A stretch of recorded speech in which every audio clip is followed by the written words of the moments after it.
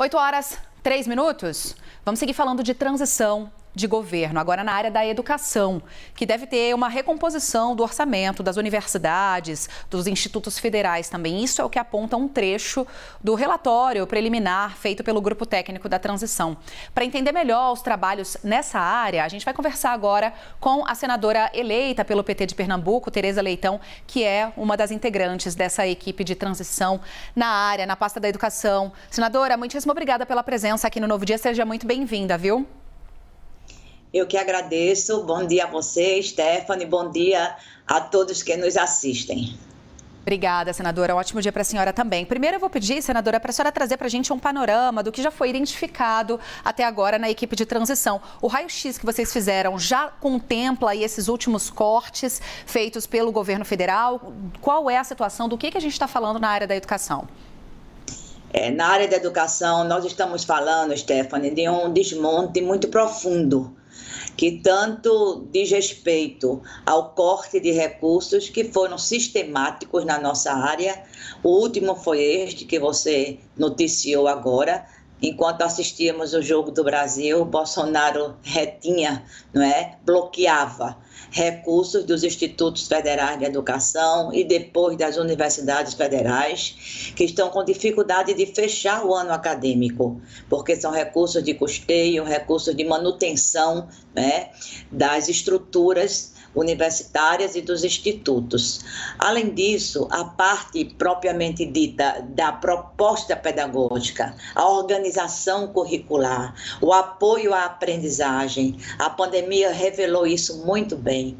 O lapso que a gente teve de aprendizagem pela suspensão das aulas, a falta de uma proposta de apoio aos estados e municípios, tudo isso nos inquieta bastante. Cortes também na educação básica, somente a educação infantil teve um corte de 96,6%. Nós não temos creches, nós não temos pré-escola, e isso preocupa bastante, porque se vincula à permanência, ao acesso das crianças na escola. Nós estamos muito preocupados com a questão da merenda escolar, com a questão do transporte escolar, e esses temas, o relatório que foi concluído na sua primeira fase ontem, que foi o nosso prazo, dia 30, o relatório aponta a urgência com que essas questões devem ser tratadas. Pois é, senadora, mas já há um orçamento definido, para o ano que vem, minimamente desenhado para o ano que vem. Ele é capaz de recompor todos esses cortes, esses problemas, essas situações preocupantes que a senhora cita para a gente? Ou vai ser preciso algum rearranjo? Do que a gente está falando daqui para frente também? Não, ele não é capaz. Por isso que nós estamos apostando e fazendo todo o trabalho de articulação com o Congresso Nacional em relação à PEC da transição. Essa PEC trata centralmente, todos sabemos disto, da garantia do Auxílio Brasil, que voltará a se chamar Bolsa Família. Mas, sendo aprovada como ela foi encaminhada, nós teremos condições de atender a essas lacunas em outras áreas, notadamente nas áreas que nesse último bloqueio de Bolsonaro sentiram mais os cortes, educação e saúde, justamente áreas básicas de direito básico de atendimento à população. Então o relatório vai apontar certamente quais são as nossas urgências. Eu destaco a merenda, o transporte e esses cortes nas universidades e nos institutos, pelo menos para concluir, iniciar o novo ano com o mínimo de condição, como as coisas prioritárias. Há uma possibilidade, sim, de que esse remanejamento possa, além de garantir o Bolsa Família, também atender às demandas que o nosso relatório vai indicar. Imagino que o relatório venha com o valor necessário, senadora? A gente fica aguardando. Basília, nossa análise... Vem, nós precisamos ainda, viu, Basília? Só um minutinho. Nós precisamos ainda de uma etapa importante, que é a reunião com o Ministério da Educação. Essa etapa é fundamental para a gente apresentar as nossas indagações e aguardar, como nós estamos na expectativa de ter as respostas que o MEC possa nos dar. Mas aí a gente está falando de bilhões de reais, né? Não é dinheiro pouco, né? A senhora teria alguma estimativa do quanto de recursos a educação, no mínimo, precisaria dessa recomposição, pelo menos para colocar em funcionamento básico? Uma primeira conta, Basília, que foi feita pela nossa bancada, né, no Congresso, dá conta de 12 bilhões. É o que a gente teria, mas nós julgamos que isso possa ser insuficiente. Por isso que essa reunião com o MEC é fundamental. Nós estamos em um processo de negociação. Esse processo de negociação, felizmente, está tendo o apoio e o entendimento do Congresso Nacional, da sua urgência, da sua importância, do apelo que isso está trazendo para a população. E como a educação é uma política básica de direito, nós estamos confiantes de que aquilo que o relatório concluir, nós fizemos uma primeira fase, faltam ainda dados para a gente ter daqui para terça-feira uma proposta e uma posição mais consistente em relação a isto, para poder não divulgar algo que não seja real, né? Mas é como você diz, é na casa de bilhões, evidentemente. Os estados e os municípios precisam retomar esse papel e essa articulação com a União. A relação federativa no governo Bolsonaro foi esquecida. E embora o MEC seja o indutor de política, seja o articulador de política da educação, sobretudo da educação básica, o município, o Estado, o executor. Então, a gente precisa também envolver os estados e os municípios. Além dessa questão de recursos, né, Stephanie, a gente está acompanhando que diversas áreas estão reclamando dessa falta de orçamento, né? E o relatório agora de transição faz esse raio-x, esse diagnóstico de que Brasil que está aí, né? O estado da coisa, o estado da arte, como eu tenho ouvido algumas expressões de outros interlocutores aí da transição. Mas o relatório da educação também vai trazer alguma projeção para o futuro quanto a programas, projetos? Emendada a esta pergunta, eu queria saber da senhora se haveria uma proposta, sim, de algum tipo de reforma no sistema educacional. No governo de Michel Temer, a gente viu a reforma do ensino médio, por exemplo, sendo colocada em prática.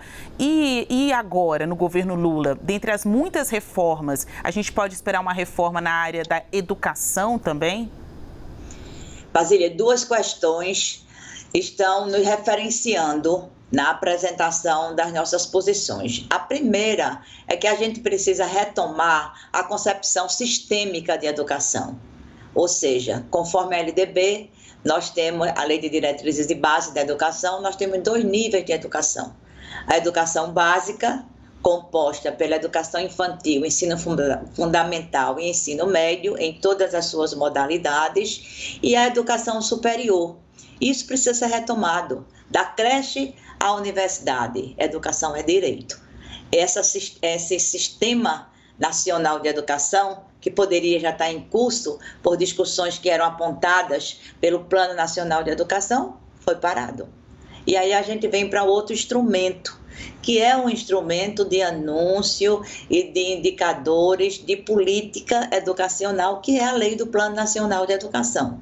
Esse é o nosso foco. O Plano Nacional de Educação contém metas, estratégias, repartição de responsabilidade, destinação de recursos, fontes desses recursos, tudo bem anunciado. E esse plano também foi esquecido por Bolsonaro. Ao dizer isso, eu também não quero desprezar as medidas imediatas. A reforma do ensino médio está em curso com muitas dificuldades. Será possível revogá-la de imediato? Creio que não, mas nós temos que apontar como um ponto de chegada, não é? O que fazer com essa reforma chamada por Temer do novo ensino médio e que tem recebido muitas críticas, não apenas da comunidade escolar, como dos próprios estudantes e dos próprios gestores. A gente precisa ouvir, a gente precisa dialogar. Retomar o diálogo com estados e municípios é um ponto fundamental também da nossa proposta. Inclusive, o relatório está sendo feito assim, com muitas escutas, Muitas entidades foram ouvidas. Além dos documentos, além das pesquisas, além dos estudos, nós também estamos com várias rodadas de escuta. Então, o relatório vai conter toda essa inquietação. E, sem dúvida, o ensino médio é uma inquietação. O que fazer? Não dá para tirar o que está aí sem colocar algo melhor. E nós queremos colocar algo melhor. Então, é preciso uma construção que nos remeta ao que formulamos lá no Plano Nacional de Educação, aproveite experiências que estão sendo vivenciadas e aponte para da faixa etária mais sensível, que é a faixa etária da juventude. Então, a gente precisa corresponder também às expectativas dos jovens. Senadora, e para encerrar aqui, pelo menos da minha parte, algum projeto, algum cronograma já, algum plano para as escolas cívico-militares, que a gente viu também nos últimos anos, um projeto em crescimento, já algum novo plano nesse governo eleito? A análise que a gente tem das escolas cívico-militares que não alcançaram a meta prevista pelo governo Bolsonaro, tal o grau das contradições dessas escolas, é que também vão precisar de uma revisão. É um convênio, né? A gente não pode interferir na autonomia dos municípios que aderiram a essas escolas, mas nós podemos sim rever esse decreto, porque é uma intervenção de um ministério em outro. É tirar do Ministério da Educação, né, a sua obrigação, a sua finalidade de promover, de dar apoio técnico, de dar apoio pedagógico ao ensino que é praticado nos municípios e nos estados. A avaliação não é boa. A avaliação que nós temos acumulada das escolas cívico-militares não é boa, mas também há quem apoie. Então, esses dissensos que existem na educação têm que ser tratados com muito diálogo. Não vamos gerar novas polêmicas, nós também não vamos esconder conflitos. Nós vamos tratar o que existe de dissenso na perspectiva de formular e de construir novas propostas. Perfeito. Senadora, vou agradecer a Basília, vou agradecer também a senadora eleita pelo PT de Pernambuco, Tereza Leitão, é uma das integrantes do grupo de transição na equipe da educação. Senadora, muitíssimo obrigada, sempre bem-vinda aqui ao Novo Dia, viu? Eu que agradeço, Stephanie, agradeço a você, Basília, sempre eu destaco que para mim é um prazer ser entrevistada por duas mulheres. E para todas vocês. Obrigada, senadora. Obrigada, Basília. Já a gente volta a conversar mais.